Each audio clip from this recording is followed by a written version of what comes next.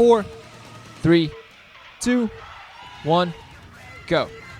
Hey guys, Ranch and New York and StarCraft commentary. This is gonna be the third set between Wemade Fox and SKT1. I don't know why I'm doing this with my voice, but I am.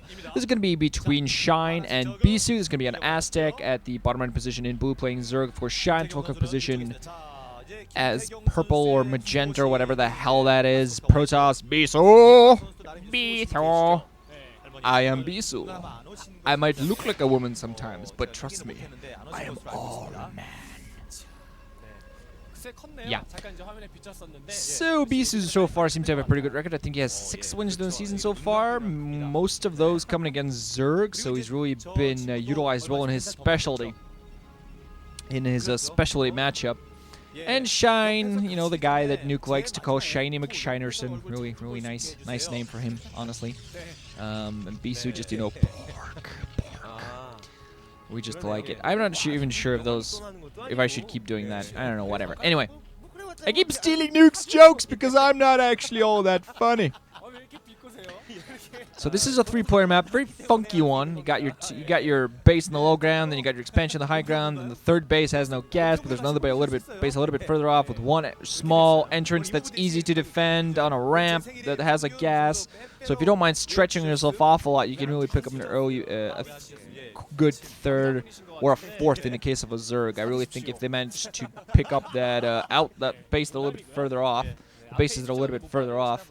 Easy to defend, gives them that third gas. I think if a Zerg tries to go for that, they will be able to play well if they manage to defend it, that is. But we do see just a Forge Fast expand from Bisu. Nothing, you know, too crazy on the opposite side. Do see a 12 hatch coming in here for Shine. Just gonna try to get his Expo up and running, get some economy. Bisu gonna be able to run and probe in here. Spot. Oh, 12 hatch. Hello. I can play.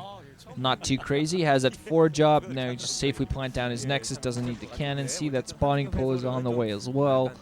And not even halfway down. So he can just kind of fail in. Try and go in and do some harassment. Of course, Bisu and his probes. Bisu probes are so freaking annoying.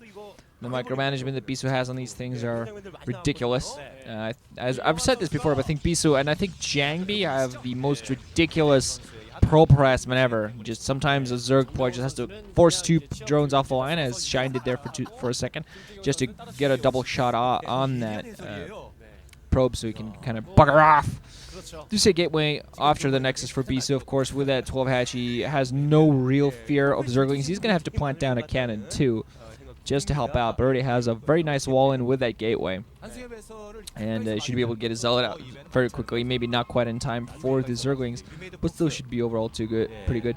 Wemade Fox, WemadeFox.com since 2007. Before that they were Pantec EX, I think they were called. First Pantec, then Pantec EX, I think it was. Yes. The team most notably known for having Nada. Yes. Of course, Nada no longer with the team, now with playing for OGS in StarCraft 2 world, and actually doing fairly well. He in this GSL season 2, he went off to made it to the quarterfinals, where he went on to lose against Slayer's Boxer. Yes, awesome stuff. But Beast is still in here with his freaking probe, almost managing to DPS down that drone. But then he gets some fire from several drones. Spots the lair coming up, so he's actually getting a fairly good scout in. Overall, spotting the lair, not going to be able to keep that probe alive long enough to get the actual next tech level, but still overall doing a good job of keeping it alive. 2 Zerglings going to be able to just pass by, no problem. Wow. 1 cannon shot on the Zergling, and yeah, that can happen, but only 2 Zerglings, that's not too huge, but still Shine's going to try to utilize the opportunity as well as he can. Beast still doesn't have too many probes all over the place because he did go to that expansion very quickly. Has the Stargate on the way, so he should be able to go for Corsairs fairly quickly. Has a Zealot in here, so these Zerglings aren't going to be able to do too much. But Shine's at the very least going to be able to force Bisu's eyes at his base at regular times. Going to make him micro the Zealot around at least a little bit. Almost like his Zealot just clicked on one of the Zerglings. Just run. Gonna gun you down.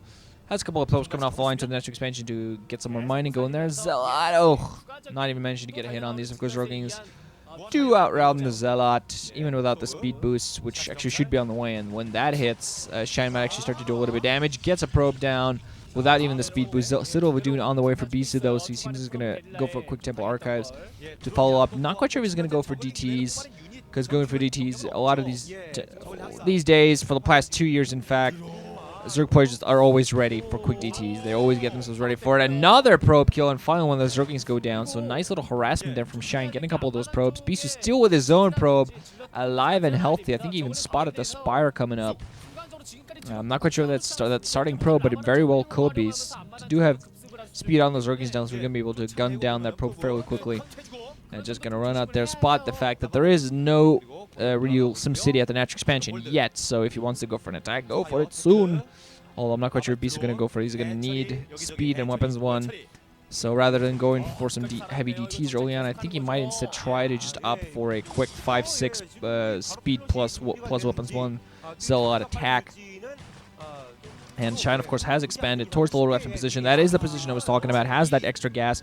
Very well defendable as soon as you get a few Sunkens in there, get a few troops, get some nice SimCity. That base has one small ramp that you got to get up, and it's really hard to defend. China also working on some serious natural expansion. Finally, losing that Zergling side of Bisu's base due to Hydra Den on the way. Additional hatcheries coming up. A couple of Corsairs out there for Bisu's going to try to do as much damage as possible, while Shine also works on the SimCity on his lower left-hand base. PvZ, good stuff. A couple of Corsairs going to be able to get at least one overlord. We're going to see we might be the first, might actually be the second overlord he gets. Not able to get too sure. Going to try to go around and do some even more damage. Now I'm leaving that overlord alone, but Scourge are out, so Beast is going to want to be very careful with these Corsairs. He's going to want to still fly around with him. He's going to be able to have to keep him in one single group. Weapons 1 on the way, speed on the way as well. 6 Zealots. So if Beast is going to go for a frontal assault somewhere, now's the time to do it. I'm not quite sure whether that's the smartest idea. And if it does happen, Shine has spotted this. Photon cannons on the way to help against any sort of aerial harassment. Maybe, you know, also, you know, it gives the Corsair something to fall back to, because a cannon shot and Scourge won't survive much far beyond that.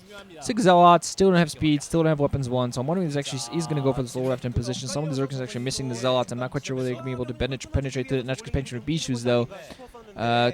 1 second colony, a few Hydras, Scourge, which not going to help, but also Spore colonies, so no more area assaults. But the Zealots seems like they are going to be able to go through.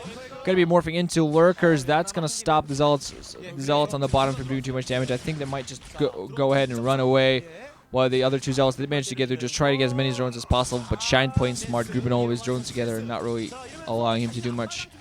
He's going to try to continue his attack on this egg. I'm not quite sure what that's going to be able to do too much. Weapons 1 is in there, but the Lurker has taken age to kill. 1 egg is not even going to be able to go down. 2 Lurkers managed to burrow in. I think 1 Lurker was either cancelled or just died instantly. I'm not quite sure what happened there. Should have been 2 Lurkers. Only saw 1. Didn't quite spot what exactly happened. Do see a robotics facility on the opposite side as well, so that's going to be for those observers. The Lurkers are out there, so we're probably going to be seeing a transition into more goons for Bisu.